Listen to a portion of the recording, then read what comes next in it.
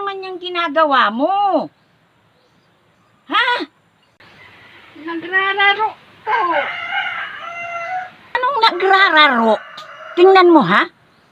Pabulol-bulol ka pa ngang magsalita. Wala kang ibang nalaman maglaro. Ha?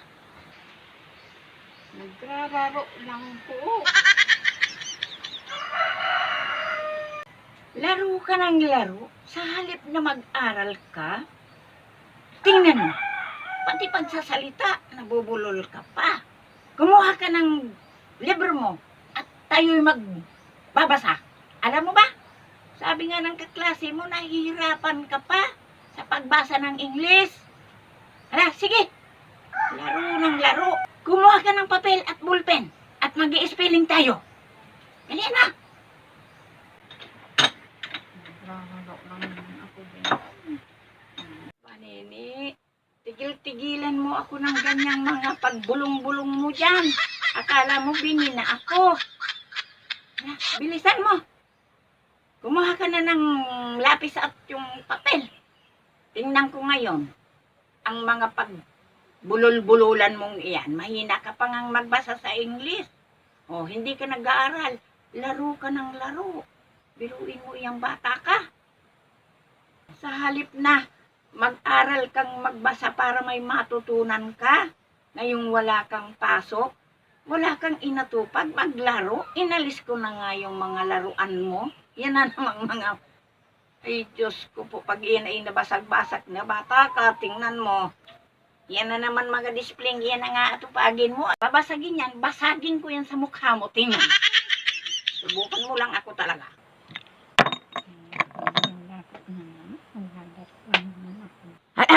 Kumuha ka ng papel.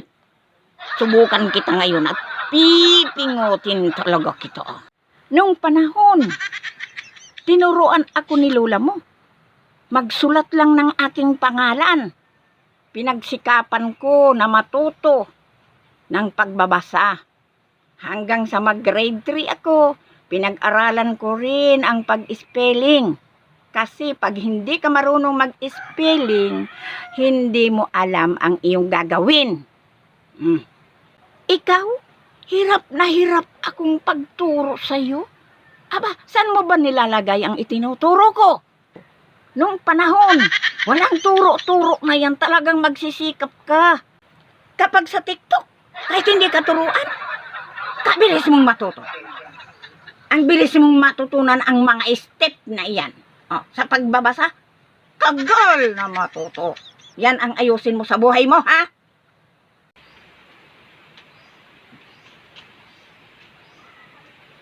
Ito po nung panahon, no.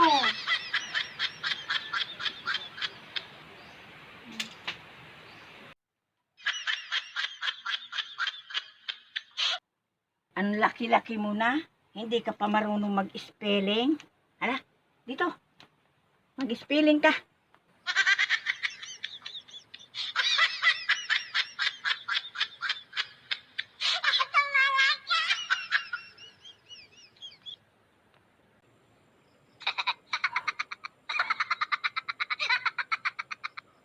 Oh, ayan. Basahin mo. Bilis. Ayan. Spellingin mo yan. Oh, dali. Tingnan ko nga yan ang bulong-bulong mong iyan. Marunong naman po ako magbasa nung panahon. Diyos ko po, ama kong Diyos. Bakit ba ganong panahon ang tawag mo sa akin, ha? Abay, inuuto mo yata ako, umayos ka. Ha? Ispilingin mo yan. Dali. Ayaw mo nang tumawag ng, ayaw mo na po tawagin ng may nung panahon na po. Aba, nene. Ibabalik kita sa aking sinapupunan. Tingnan mo. Mga nung panahon. Ay, ikaw, magkwento ka ngayon ng kapanahonan mo. Sige, ikwento mo. Magkwenta ka ng kapanahonan mo. Sige, ikwento mo. Huwag kang iiyak. Inudod kita dyan. Hala, basahin mo yan. Spellingin mo. Dali. Tingnan ko kung marunong ka talagang magbasa. Spellingin mo yan. Ano to? Sige. Huwag kang... Oo na. Oh. Para hindi ka mahirapan, ganito ang gagawin mo, ha? Tandaan mo. Oh, halika. Oh, ganito. Yan. 2. Ano na? Oh,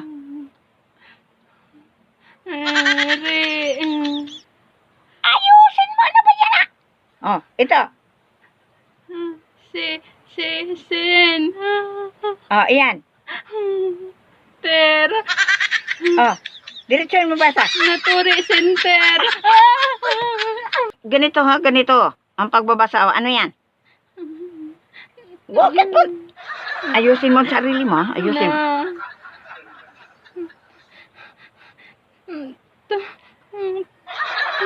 At tagal mong mabigkas. Pero pag nasabi ka ng panahon, sasapakin na kita dyan. Oh, 2. At-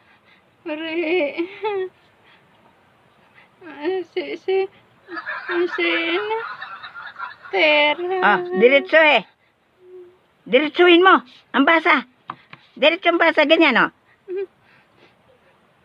Naturi center. Nako. Ayusin mo. Hindi yan naturi, ha? Ito English, nini, ha? Ang pagbasa niyan ganito. Nature. Center. Ayan, ganyan. Ulita. Nature center. Nature center. Hindi yung naturi, ha? Hindi. Kalukuhan mong yan. Nature. Ang ibig sabihin yan, babasahin mo talaga, naturi yan. Pero, dapat yan, ang basa dyan, nature. Nature. Yan. Yun yan, ha? Kalikasan ang ibig sabihin. Ibig sabihin niya. Yan.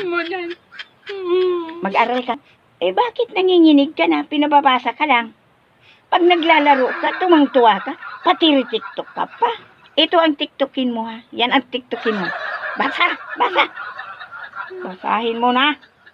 Malaki ka na, hindi ka pa marunong mag-spelling. Hala, basa. Hindi yan ganyan, hindi kaya yung English. English. Ay mo. Ano ba ta? Nature center. Nature center. Nature center. Hala, basa. Basa. Ay, ano mo yan? Talagang tutok-tok ka na kitang bata ka. Nature center. Wala na yan dyan sinasalita ko, ha? Wala na dyan sinasalita. Ano ba yan? Bakit natataranta ka na? Ha? Nagugutom na po ako nung panahon. Yun. Wala kang ibang nagugutom na pag pinapagpabasa ka. Nagugutom ka na sasabihin mo. Hihingi ka na naman ng pambiling tinapa. Ha? Walang sahog ang ating gulay ngayon. Walang tinapa. Ha? Ang sarapan mo ang kain mo kahit walang tinapa. Mayos ka. Oh, basahin mo. Sige, basahin mo. Basayan. Isa ulo mo. Isa ulo mo. Ay, ano ba yun? Hindi yun. Ito. Ito. Ano ba yun? O, ayan. Ispilingin mo, ha?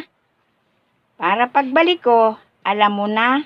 At pagbalik ko uli, papabasa ko sa'yo yan. Pag hindi mo pa yan natutunan, yan ang lagi mong bibigkasin mayat maya. Ha, nene? Opo, nung panahon. Talaga itong batang ito. Ay, bakit ako'y tinatawag mo nung panahon? Ayaw mo nang magpatawag ng Hindi nung panahon na lang po. Ang super kulit ng batang ito. Hala, ayusin mo yan, ha?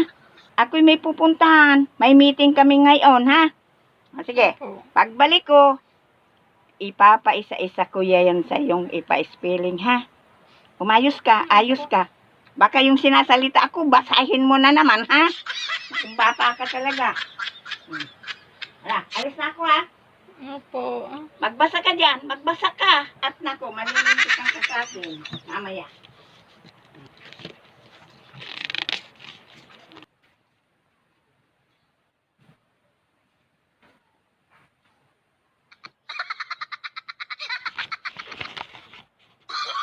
Oh, no.